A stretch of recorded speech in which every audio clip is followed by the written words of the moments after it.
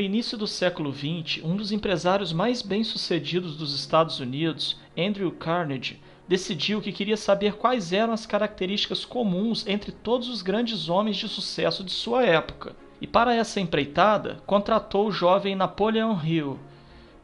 Durante 20 anos, Hill pesquisou sobre as milhares de pessoas mais ricas, influentes e poderosas do mundo, para poder descobrir o que tinham em comum. Além de estudá-las, o autor também entrevistou pessoalmente centenas delas, incluindo nomes como Thomas Edison, Graham Bell, George Eastman, Henry Ford, John Rockefeller, Theodore Roosevelt, entre outros. O resultado desse trabalho, após ser apresentado a Andrew Carnegie, foi transformado em um curso denominado A Lei do Triunfo e posteriormente colocado em um livro de mesmo nome, contendo 736 páginas, que hoje é o objeto de nossa resenha. Neste livro, Napoleon Hill diz ter identificado 16 características que, segundo ele, pareciam estar fortemente presentes em todas as pessoas que alcançavam o sucesso. Ele chamou essas características de leis do sucesso. Vamos a elas. A primeira lei diz respeito ao benefício da associação entre pessoas que possuem o mesmo perfil de pensamento. Hill afirma que a união de duas ou mais mentes gera um todo que é maior do que a soma das partes. Ele chamou esse efeito de mastermind. Segundo ele, todos os grandes homens não teriam alcançado o sucesso se não tivessem se associado a outros. A segunda lei diz que você precisa ter um objetivo principal definido. A maioria das pessoas diz que quer mudar de vida, mas quando perguntamos o que realmente elas querem, elas não sabem o que dizer. Se você não sabe para onde quer ir, fica difícil saber se está no caminho certo. O objetivo principal de sua vida deve ser escolhido com um grande cuidado e, depois de escolhido, deverá ser escrito e colocado num lugar onde se possa vê-lo pelo menos uma vez por dia. Isso tem por efeito psicológico impressionar o subconsciente da pessoa de tal maneira que ela aceita esse propósito como um lema, um projeto, uma planta que finalmente dominará as suas atividades na vida e a guiará passo a passo para a consecução desse objetivo. A terceira lei trata da confiança em si mesmo. Segundo Napoleon Hill, as pessoas de sucesso que ele entrevistou demonstravam grande confiança em seu próprio potencial, quer seja para resolver os problemas ou mesmo para saber quem chamar para resolvê-los. A autoconfiança é fundamental para quem quer empreender algo. Quem vai confiar um investimento em alguém que não demonstra segurança no que faz? Você confiaria? A quarta lei diz respeito à economia. Ter disciplina financeira é fator indispensável para quem almeja o sucesso. Embora o dinheiro não seja a única variável utilizada para se medir o sucesso de uma pessoa, quando estamos falando de negócios e empresas, este é sim um dos fatores mais importantes. O estudo mostrou que os entrevistados sabiam controlar muito bem suas finanças, de forma que se de repente aparecesse alguma boa oportunidade de negócio, eles teriam condições de aproveitá-la. A quinta lei aborda iniciativa e liderança. Um ponto bastante claro nessa pesquisa é que todos os entrevistados tinham um perfil de líder e não de seguidor. Todos tomaram a iniciativa de assumir o controle de suas próprias vidas, de empreender e tinham a capacidade de levar os outros pelo mesmo caminho. Embora a maioria das pessoas não tenha o perfil de liderança, estudos mostraram que ninguém nasce líder. Essa característica é puramente comportamental e, portanto, pode ser trabalhada e aperfeiçoada. A sexta lei fala sobre a imaginação. Pensar fora da caixa era característica fortíssima entre os empresários bem-sucedidos.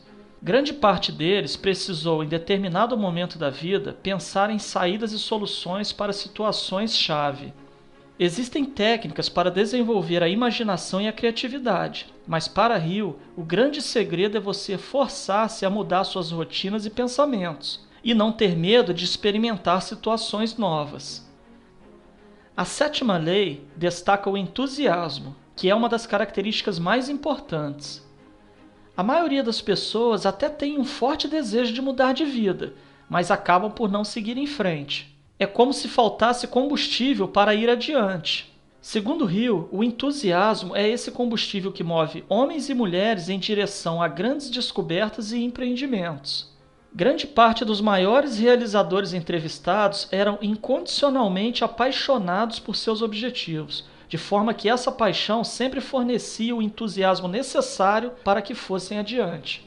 Mesmo quando as condições eram adversas, esse entusiasmo fornecia combustível para que fosse percorrido aquele quilômetro extra, que no final parecia fazer a diferença. A oitava lei do triunfo é o autocontrole. Ensina que devemos estar sempre no controle de nossas próprias vidas e jamais podemos ser escravos das tentações mundanas ou de estados alterados de consciência, como a embriaguez, por exemplo. Devemos pensar no curto, médio e longo prazos e ter consciência de que tudo o que fazemos hoje nos aproxima ou nos afasta de nosso objetivo principal. A nona lei mostra que devemos fazer sempre mais do que nossa obrigação. Se você quer se destacar em sua área de atuação, precisa criar o valioso hábito de caminhar o quilômetro extra, de fazer sempre mais do que sua obrigação. Do contrário, você será apenas mais uma pessoa mediana, igual a tantas outras. Segundo Hill, existem dois tipos de pessoas que não vão para frente na vida: aquelas que não fazem o que lhes é pedido e aquelas que só fazem o que lhes é pedido. A 10ª lei diz que devemos ter uma personalidade atraente. Todos os negócios resultam de interações humanas. Cultivar uma personalidade atraente é ser uma pessoa agradável, simpática, bem apresentada. Não estamos falando de padrão de beleza, mas de comportamento. Há quem não faça a menor questão de ser simpático. Tudo bem, é um direito de cada um, mas saiba que ter muitos diplomas acadêmicos e conhecimento técnico não será suficiente para lhe colocar em patamares mais elevados em sua carreira profissional.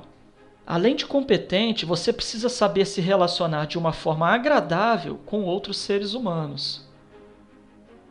A 11ª lei é sobre pensar com exatidão. É preciso aprender a separar os fatos da mera informação. Hoje em dia, é comum encontrarmos nas redes sociais toneladas de informações tendenciosas e sem nenhuma veracidade comprovada, que visam exclusivamente deturpar suas conclusões e manipular suas decisões. O objetivo desta lei é alertar para a utilização de mecanismos que lhe permitam trabalhar com fatos comprovadamente verdadeiros, que possuam importância real, que realmente sejam úteis de alguma forma para a sua vida. A 12ª lei fala sobre concentração.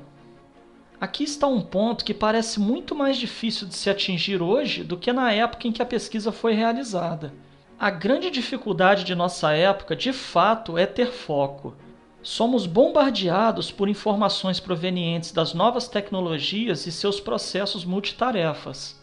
São tantas as demandas simultâneas que só conseguimos dedicar uma fração bem pequena de nossa atenção a cada uma delas. Os resultados são trabalhos mal feitos, falta de foco e um grande sentimento de frustração e impotência.